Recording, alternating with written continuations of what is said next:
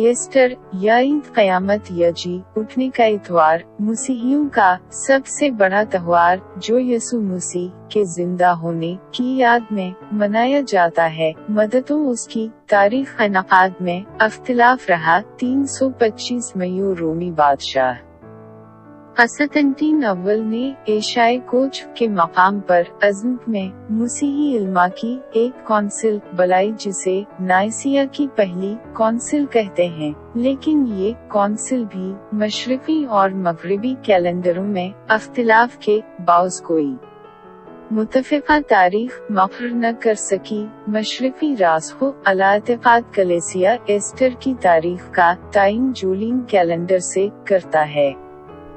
उसकी तारीख 22 मार्च और 25 अप्रैल के दरमियान होती है, यानी मौसम बहार के उस दिन के बाद जब रात और दिन बराबर होते हैं। 21 मार्च उसकी तारीख को मालूम करने का तरीका ये है कि 21 मार्च या उसके बाद जिस तारीख को पूरा चांद हो उसके बाद पहला इतवार ईस्टर होगा। ईस्टर मौसम बहार की एंग्लो सैक्सन देवी थी और ये जश्न दरअसल बहार का जश्न है जो यीशु मसीह से कबल भी मनाया जाता था। हिंदुस्तान में ये त्योहार होली के नाम से उन्हीं दिनों और इसी तरीके से मनाया जाता है। ईरान में इसे नवरोज कहते हैं और वहाँ ये 21 मार्च को मनाया जाता है।